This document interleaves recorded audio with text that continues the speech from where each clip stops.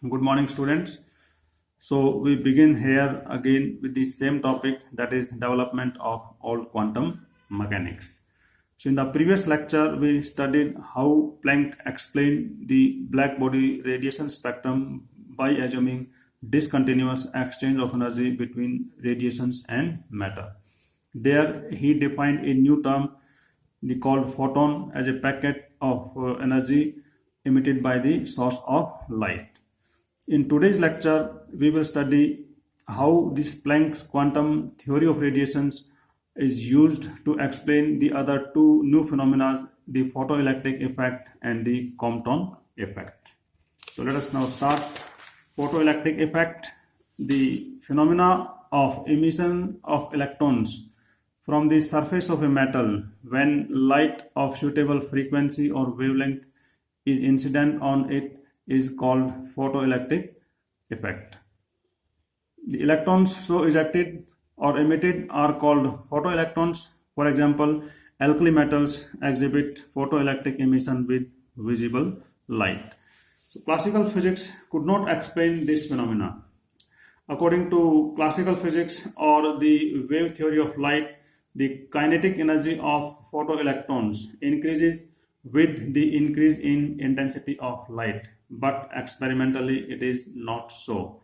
Secondly, the photoelectric effect should occur for any frequency provided the light is intense enough, but experimentally it was observed that for each metal there is a certain frequency below which no photoelectric emission takes place, however large the intensity of light may be. So classical physics could not explain the photoelectric emission. So let us now see how this effect was explained now. Einstein's photoelectric equation. Einstein explained photoelectric emission by using Planck's quantum theory of radiations. So Einstein assumed that when light is incident on the surface of a metal, there occurs a collision of one photon of the incident light with one electron of the metal, and during this collision the photon transfers its energy to the electron, and by conservation of energy we write h nu is equal to ke here is the kinetic energy of the emitted electron, plus w here is called as the work function of the metal. Now let us see how it is defined. So from this equation it is clear that the photon transfers a part of its energy to the electron, and this energy is used in liberating the electron from the surface of the metal, and it is called work function of the metal. The remaining energy, that is h nu minus w, is supplied as kinetic energy to the electron. If we here assume that kinetic energy of the electron is 0, then we write that w is equal to h nu naught, where nu naught is the characteristic frequency of the given metal, and equation 9 is reduced to that kinetic energy of the electron is equal to h nu minus h nu naught. From this equation it is clear that if the frequency nu of the incident light is less than nu 0 here, then kinetic energy comes out to be negative, but energy can't be negative, so it means that photoelectric emission is impossible. Another point here is that kinetic energy is depending on the frequency of the incident light. It is independent of the intensity of incident light. So this equation explains correctly all the laws of photoelectric emission. Next one is the Compton effect. So Compton observed that when X-rays are scattered by a block of paraffin or graphite, then the scattered X-rays consist of two components. One component have the same wavelength as incident X-rays, and second component having the greater wavelength. So this phenomena according to which the wavelength of scattered radiations is greater than the wavelength of incident radiations is called as the Compton effect. The change in wavelength, that is the Compton shift, is independent of the nature of the scatter. That means whether we use our carbon or the aluminium, the change in wavelength is observed to be the same. So again, classical physics could not explain this Compton effect. According to classical electromagnetic theory, the electric field of incident X-rays compels the electrons in the atoms of scatter to vibrate with the same frequency as frequency of incident radiations. Now, these vibrating electrons emit electromagnetic waves of the same frequency or wavelength as those of incident X-rays, means no Compton effect occurs. So now let us see again how it is explained by Planck's quantum theory of radiations.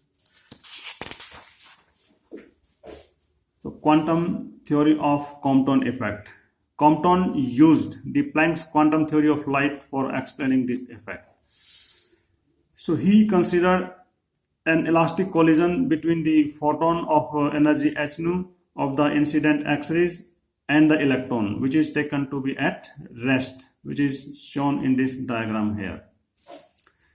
So this is the photon coming along x-axis, say, and it is incident on the electron supposed to be at rest. Then the photon is scattered along this direction with energy h nu dash, and electron recoils at angle theta. And Compton assumed that this collision between the photon and the electron is the relativistic collision, and therefore we use here the law of conservation of energy and conservation of momentum. So by conservation of energy, h nu, energy of photon, plus m0 c square, it is the rest mass energy of the electron. So this is the total energy of the system, say, before collision, and after collision, then h nu dash is the energy of the scattered photon, and mc square here is the energy of the recoiling electron. Now, by conservation of momentum, since momentum is a vector quantity, so it can be resolved along x-axis and y-axis. So we write first the conservation of momentum along x-axis. Since photon is coming along the x-axis, so h nu upon c is the momentum of the photon. Since electron is at rest, its momentum is 0, and that is equal to h nu dash by c into cos phi. It is the momentum of scattered photon along x-axis, plus mv cos theta. It is the momentum of recoiling electron along the x-axis. Then along y-axis, it is the 0 before collision, because the photon is coming on x-axis, so no component is there along y-axis of the momentum, and electron is at rest, so therefore total momentum is 0, and that is equal to h nu dash upon c into sin phi, momentum of scattered photon along y-axis, and minus mv sin theta, that is the momentum of recoiling electron along the y-axis. Now we solve equations 11, 12 and 13, keeping in mind that the mass of the electron varies with its velocity, that is equal to m0 upon 1 minus v square c square under the root. Then we get, after solving, that lambda dash minus lambda is equal to delta lambda is equal to h upon m0 c whole multiplied by 1 minus cos phi. And we see here that lambda dash is greater than lambda. That means Compton effect is explained.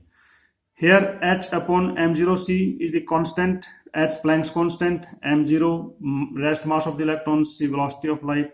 If we substitute all these here, we get 0.0242 angstrom, and it is called Compton wavelength of the electron. So Planck's quantum theory of radiations successfully explained the Compton effect.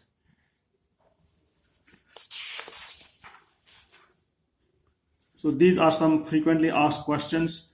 What is difference between photoelectric and Compton effect? Second, why Compton effect not observed with visible light? Third, what is Compton shift? derive an expression for it.